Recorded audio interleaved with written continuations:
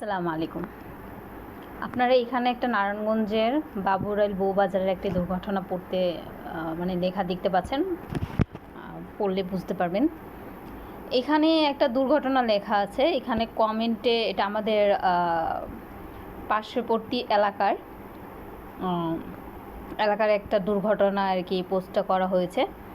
এখানে আপনি কমেন্টে দেখতে পারবেন তার অনেক পরিচিত লোক ছিল যাদের সাথে যোগাযোগ নেই।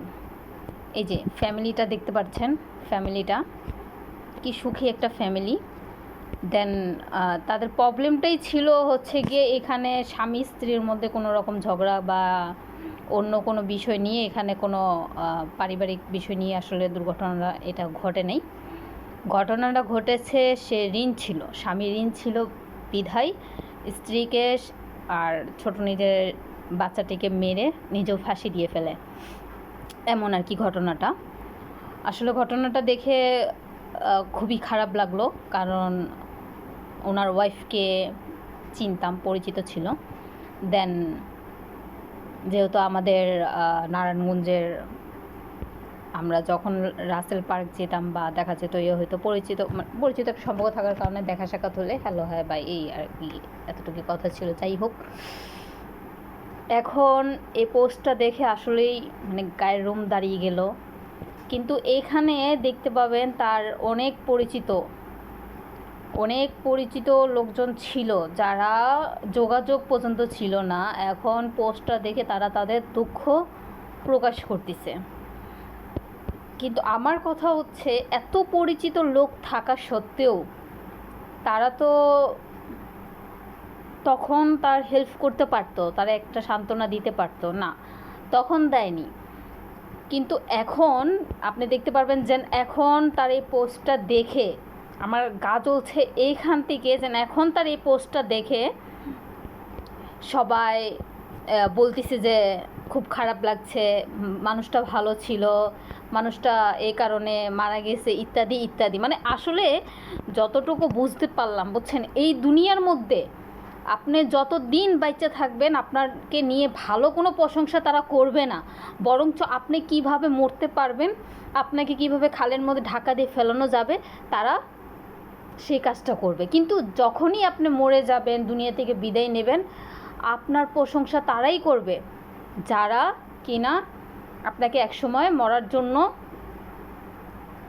আরও রাস্তা করে দিছে, যে এই পথে তুমি যাও, এই পথে গেলে তুমি মরতে পারবা, এরকম একটা প্রবলেম আর কি তৈরি করে দিচ্ছে। আসলে বন্ধু বলেন, বাবা মা বলেন, আত্মীয় স্বজন বলে, কেউ কারো আপন না। একটি দুর্ঘটনায় দেখতে পাচ্ছেন একটা সুন্দর ফ্যামিলি কি থেকে কি হয়ে গেল। শুধু এটাই না, আজকালকে এটাই শুধু চলতেছে তা কিন্তু না, তারা কিন্তু পারতো, পরিচিত এখানে অনেক আছে, তারা কিন্তু পারতো, কিন্তু তারা কেউ তার হেল্প করেনি।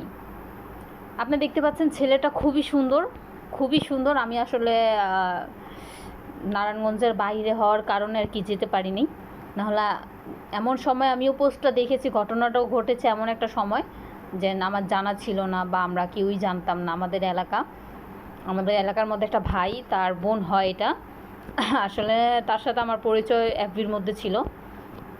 যাই হোক, দেখতে পাচ্ছেন কি সুন্দর, বাবুটা কি সুন্দর, বাট কি বলবো, আর কিছু বলার নেই। যাই হোক, ভিডিওটা আমি এর জন্য করলাম কারণ এখানে অনেক কমেন্ট দেখে আমার খুব রাগ পাচ্ছিলো, এখানে অনেক কমেন্ট দেখে রাগ পাচ্ছিলো যেন চলে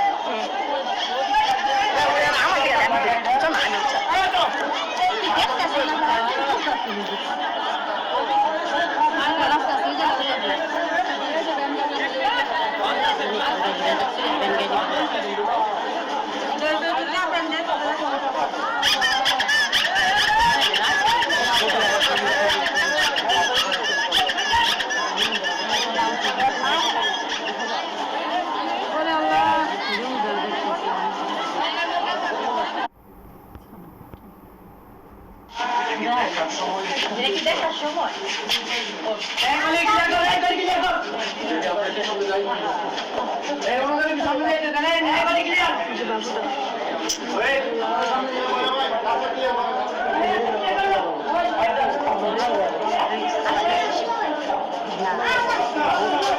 বললে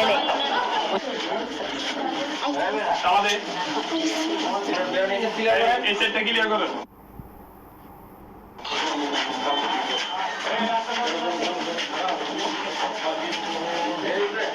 আমার চাপাই দিছে একবার ওয়ালে বললাম না এটা ওজন খাতা বলা যায়। তো দেখতে পারলেন লাশগুলো নামিয়েছে। আসলে আমাদের পাশের এলাকা, আমরা আসলে মানে বলার মতো কোনো ভাষা নেই, আসলে কোনো ভাষা নেই। এত সুন্দর একটা ফ্যামিলি দেখতে দেখতে মানে শেষ হয়ে গেল। আসলে কেউ ভাবতে পারেনি এরকম। ওনার হাজব্যান্ডকে আমি অবশ্য চিনি না, বাট ওনার ওয়াইফকে অনেক বছর হয়ে গেছে যেন ওনার সাথে আমাদের কোনো ইয়া নেই। আমি ইসলাম ধর্মে আসার পরে আমার টোটালি মানে অনেকের সাথে পরিচিত সম্পর্ক শেষ, এরকম একটা। ওনার ওয়াইফকে দেখতে পাচ্ছেন, ওয়াইফ, বাচ্চা, দেন হাজব্যান্ড, তিনজনই খুব হ্যাপি।